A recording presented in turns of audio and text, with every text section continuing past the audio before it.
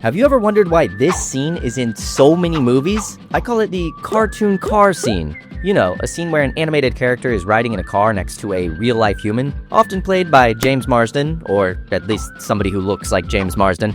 Well, I have, so I dug deep into the history of film and animation to find out where this shot comes from, why it's in so many movies, and ultimately, what it can tell us about the economic and cinematic landscape of the future and, you gotta take a left up here?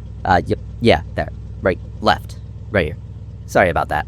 Anyway, in today's video, I'm going to be going over the history of hybrid animation from its inception to find out how we got here. My name is Shoopy Doopy. This is the Shoopy Doopy Show. Now, let's punch it.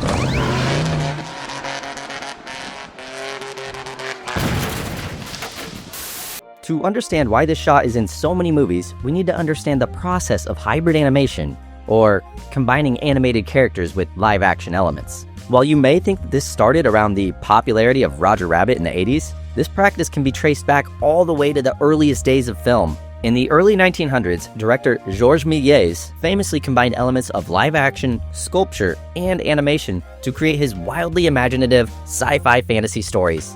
Like the one where that rocket hit the moon in the eye.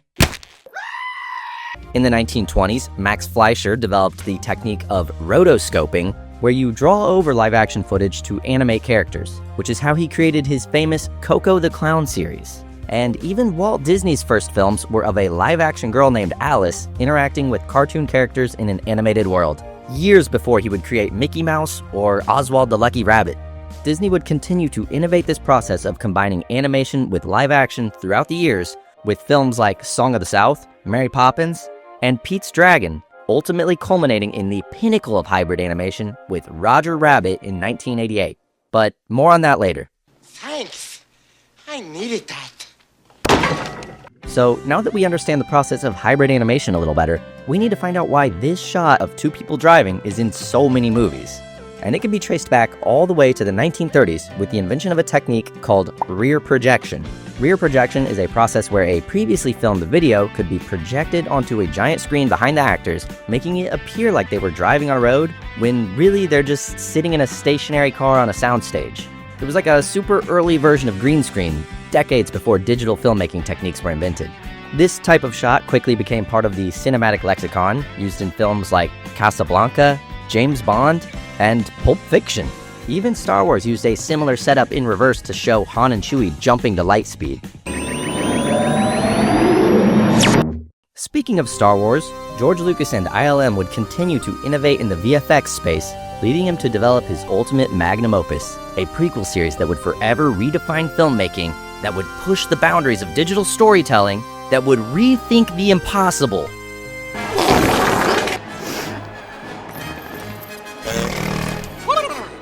The release of Phantom Menace in 1999 featured the first CGI main character in a live-action movie with Jar Jar Binks. Check this out. Episode 1. Boo Schnickens, Jar Jar Binks. That guy's gonna be the shit. I tell you. Wow.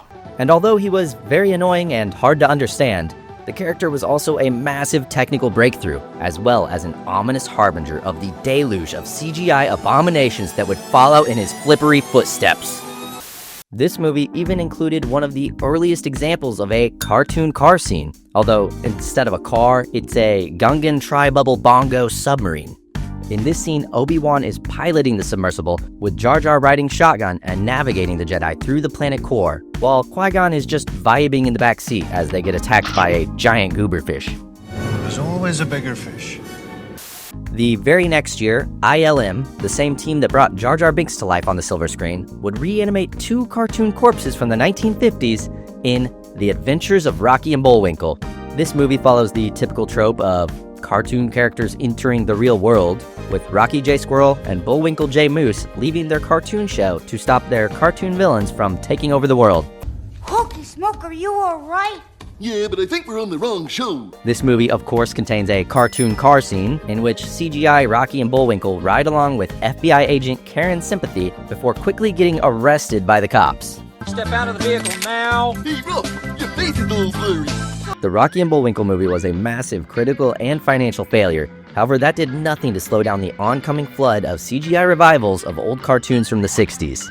Speaking of which, in 2002, we got Scooby-Doo, written by James Gunn, which features a pivotal flashback cartoon car scene that features the true villain of the movie, a CG Scrappy-Doo, riding along with Mystery Inc.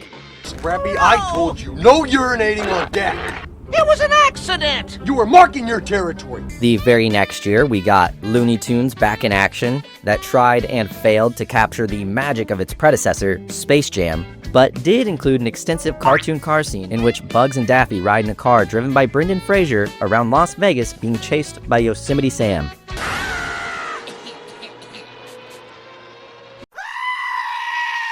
The year after that, we got Garfield the Movie, not to be confused with The Garfield Movie, which featured a cartoon car scene with a CGI Garfield along with an inexplicably live-action Odie. A few years later, another franchise from the 50s was revived in 3D in Alvin and the Chipmunks, that, you guessed it, also featured a cartoon car scene during the heartfelt finale of the movie. You came back for us. Well, of course I came back. We're a family. Holy nuts! What? Am I going crazy, or did he just say family? I know, but I really missed you guys. I missed you too, Dave. In 2010, the trend of cartoons from the 60s getting the CGI movie treatment continued in Yogi Bear, and this movie goes above and beyond, not only having a cartoon car scene with Yogi, Boo Boo, and Ranger Rick, but also including a cartoon plane, train, and river rafting scene. The next year would bring us Paul, a road trip comedy about two sci-fi loving nerds finding a lewd stoner alien near Area 51 and agreeing to help him travel across the country to get back to his home planet. And as a road trip film, this whole movie is basically one big cartoon car scene. Okay, cool. I'm Paul. Hi, I'm Paul. That very same year, the movie Hop came out, in which James Marsden befriends a talking CGI Easter bunny that poops jelly beans. And here we get the original James Marsden cartoon car scene. Oh yes, Fred. I am the Easter Bunny. Hop in. He said it! He said it! Also that same year, we got The Muppets. And while they technically aren't animated characters, they are very cartoony talking animals, and they share an extensive cartoon car montage in which they get all the Muppets back together with Jason Segel and Amy Adams. Rolf? Huh? Want to get back together? Okay. Good.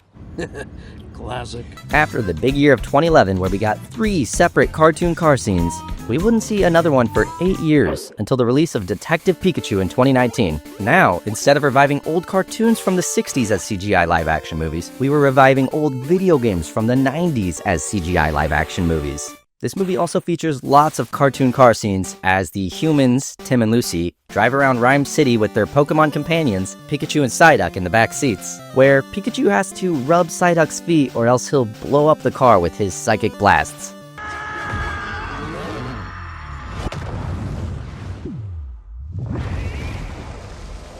This new trend of reviving video games from the 90s as CGI live-action movies continued the next year with Sonic the Hedgehog, which features the second time that James Marsden is driving in a car with a cartoon animal, which isn't a lot, but it is weird that it happened twice.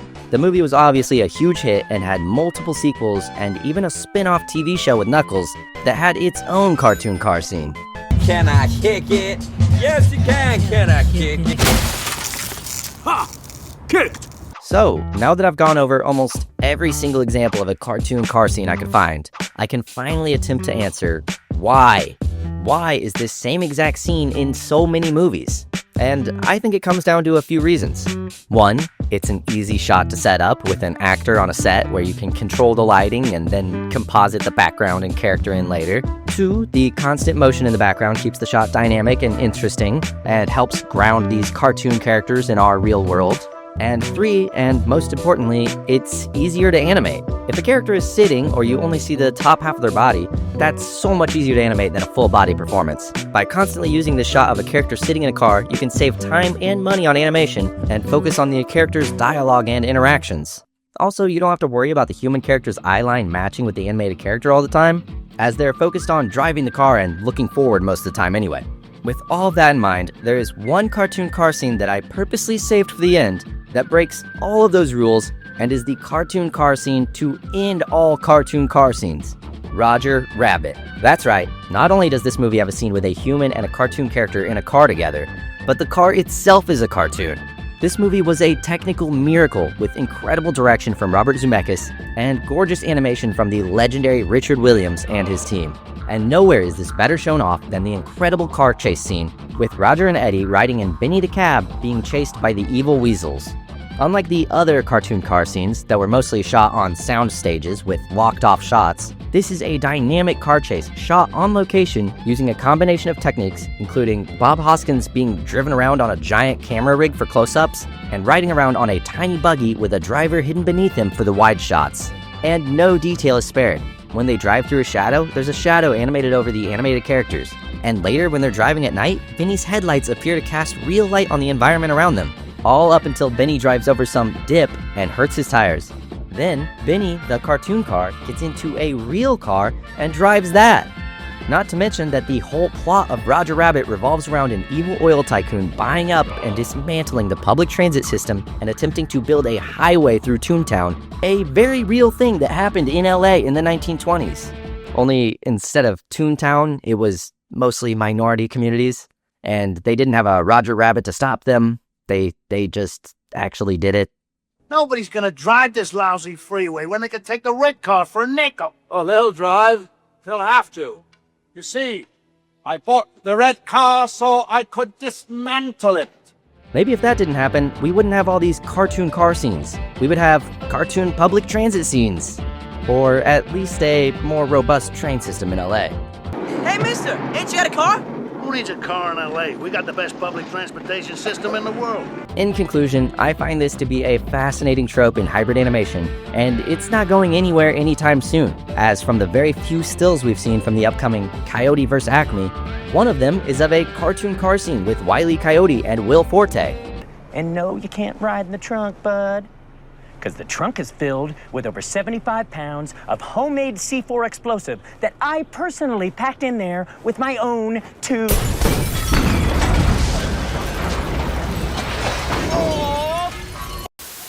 What do you guys think? Are you tired of this whole cartoon character in the real world trope? Or would you like to see more of these kinds of movies?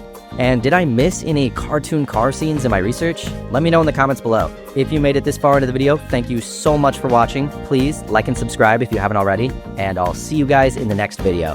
Thank you so much. Goodbye.